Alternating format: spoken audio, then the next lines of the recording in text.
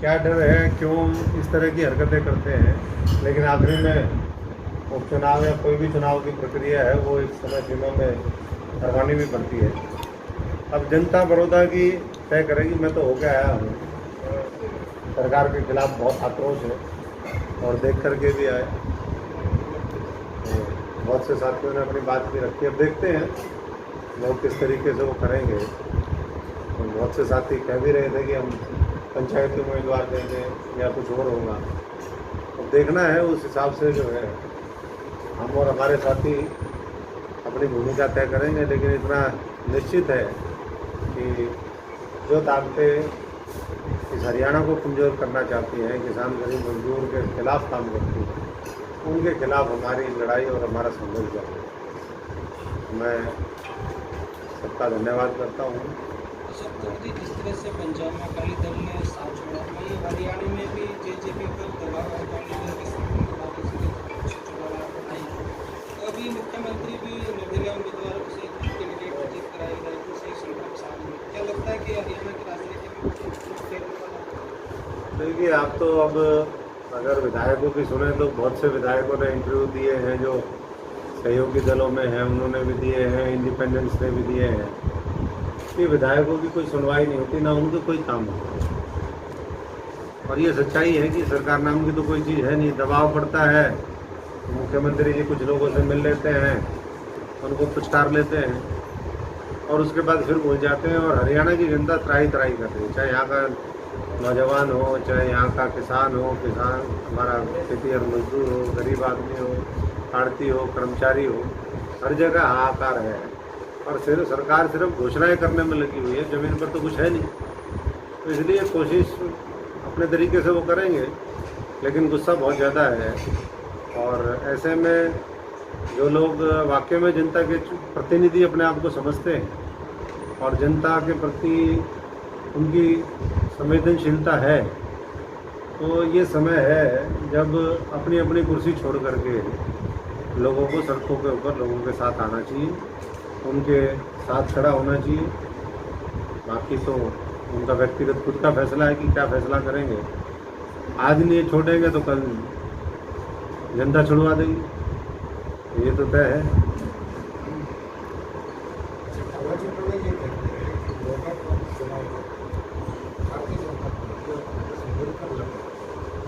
मिलकर लड़ने वाले अभय चौटाला जी तो ये अभी कह रहे हैं, मैं तो पहले देख चुका है सारा मामला। ये तो दोनों ने मिलके एक टिकट ही मिलके बांटी थी पहले विधानसभा चुनाव में, और ये हमें पहले ही पता चल गया था। हमने कोशिश भी करी कि इस तरह के जो षड्यंत्र चल रहे हैं कांग्रेस के अंदर और बीजेपी के अंदर, उसका पर्दाफाश किया गया। और बहुत से कांग्रेस के उम्मीदवारों से अगर आप पूछोगे तो वो खुद बता देंगे कि कांग्रेसियों ने ही उनको हरवाने का काम किया है वहाँ पर। हमने तो जो किया खुले में किया, लेकिन बहुत से लोग ऐसे हैं जो प्रदेश में बहुत बड़े अपने आप को नेता कहते हैं, समझते हैं, लेकिन वही कांग्रेस को अंदर से खोखला करने का काम कर रहे हैं।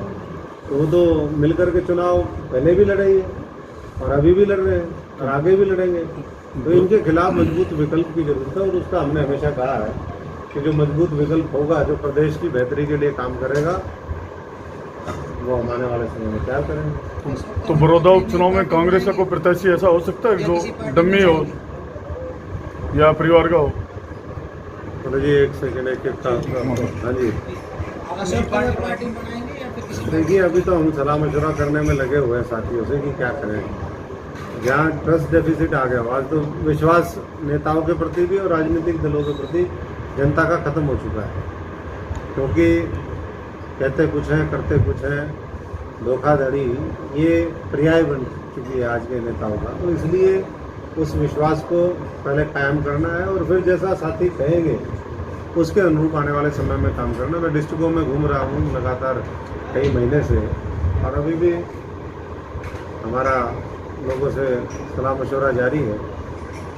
क्या करेंगे ये तो जनता तय करेगी, हम तो उसमें एक माध्यम का रोल प्ले है। अच्छा डॉक्टर साहब, नहीं, घर वापसी का कोई मामला नहीं है। घर वापसी अभी झारखंड के पीसीसी के अध्यक्ष जो थे वो वापस आ गए, पहले छोड़े गए थे, क्या ऐसी कोई संभावना नहीं?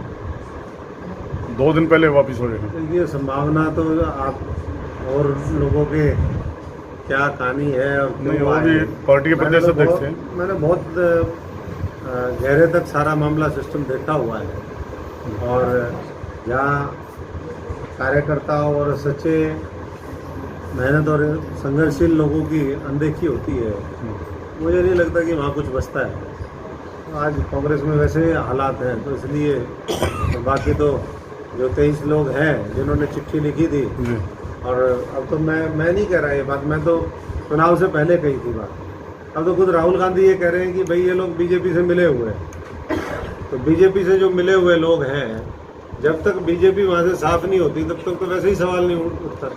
आज कांग्रेस को बीजेपी मुक्त बनाने की जरूरत है। बीजेपी का नारा है कांग्रेस मुक्त भारत, और अंदर नारा पहले चलना चाहिए कि बीजेपी मुक्त कांग्रेस करो। जब तक बीजेपी मुक्त कांग्रेस नहीं होगी तब तक मैं नहीं समझता कि कांग्रेस का कोई भविष्य हरियाणा से लेकर के नहीं हो सकता। स्टेट दर स्टेट क्या हाल हो रहा है वो उसका मेन कारण ही यही है। अभी भी कुछ लोग महीने भर पहले मिल के आए, उनसे पूरी कांग्रेस में ये कोई पूछने वाला नहीं कि कोई मोदी से मिलने क्यों गए थे। राजनीतिक लोगों के राजनीतिक मामले होते हैं। यहाँ कौन सी ब्याह का इनविटेशन दे के आए, किस चीज़ का इनविटेशन दे के आए, तो कोई पूछने वाला नहीं। और इसीलिए मुझे लगता है कि आने वाले समय में कांग्रेस पार्टी या तो सर्जरी करेगी या कांग्रेस की खुद की सर्जरी हो जाएगी। डॉक्टर साहब कैसा विकल्प चाहते हैं आप? जो कह रहे हैं कि आज के राजनीति के जो है वो सही नहीं है सिस्टम, तो आप कैसे राजनीतिक दल विकल्प का तलाश कर रहे हैं? विकल्प तलाश ऐसे कर रहे हैं जो वाकई में हरियाणा की जनता के हितैषी हो, साफ सच्ची ईमानदारी की राजनीति करते हो। अब ऐसा नहीं कि उठ करके एकदम जो है 5 साल कहीं होते नहीं, संघर्ष करते नहीं और फिर एकदम चुनाव के टाइम में फिर एक्टिव हो जाते हैं। तो लोग जो है जिनके ऊपर लोगों का मन टिके, बढ़िया लोगों का आगे आने वाले समय में तैयार करेंगे जो वाकई में एक व्यवस्था परिवर्तन की लड़ाई लड़ेंगे। और जिस तरीके का भ्रष्टाचार, आज बेरोजगारी, तमाम तरह की और समस्याएं, जातिवाद, धर्म की राजनीति, जो जिस तरीके की जो बुराइयां हैं उसका जो अंत कर सके, ऐसा विकल्प आज देश है।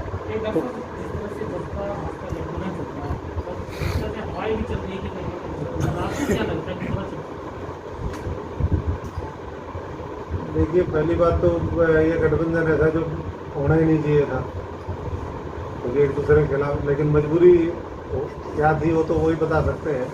सत्ता के लालच में पहले वाले भी लोग ऐसे ही करते थे, ये भी ऐसे ही करते हैं। तो आज तो कोई सत्ता, कोई राजनीति सिद्धांतों की तो रही नहीं है, ना कोई विचारधारा की है। यहाँ तो कैसे प्रदेश को लूटे उसका एक तंत्र और व्यवस्था तैयार करी जाती है और उसमें लोग लगे हुए हैं, लोग त्राईमान है सब लोग।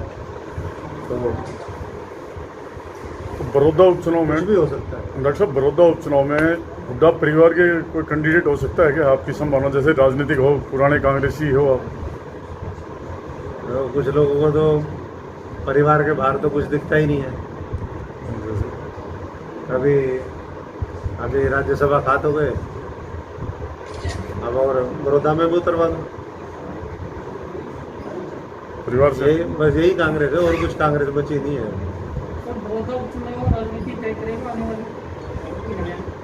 देखिए, बड़ौदा ऐसे समय पे है, अभी सरकार के 4 साल का समय वैसे बचा है, और पहले गिर जाए तो और अच्छी बात है, जल्दी लोगों को छुटकारा मिलेगा ऐसे पापियों से। कांग्रेस हाईकमान के पास कोई विकल्प नहीं है क्या हुड्डा परिवार? जो आप कह रहे हैं कि राज्यसभा भी ले लिया, अब और भी ले लेंगे, या मजबूत इतनी है जब कि 23 टॉप लीडर है, जब 23 कांग्रेस के टॉप लीडर बीजेपी से मिलकर के राजनीति करते हो तो वहाँ क्या मामला बचेगा? सारा सौदा तो बिकाऊ है। आप भी बोली लगाओ, अपने पास बोली लगाने का माल होता तो हम भी बोली लगा के वही मामला फिट कर लेते। यहाँ तो जो है मामला बिकाऊ है। कहते हैं दूल्हा बिकता है, बोलो खरीदोगे, बोले वहाँ तो सारा बिक रहा है सौदा, जिसने खरीदना खरीद लो। और इसलिए राज्यसभा की सीट जो बिकाऊ थी है। बिल्कुल बोली लगा के लेके आए हैं, और कैसे लेके आए।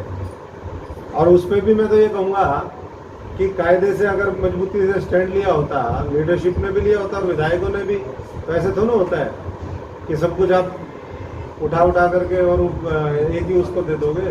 हालांकि अब बात चर्चा चल रही है कि विपक्ष का नेता हटेगा, ये लेटर लूटर लिखने के बाद कहते हैं मोदी से मिलके, उसके बाद ही ये लेटर की भूमिका तैयार होगी।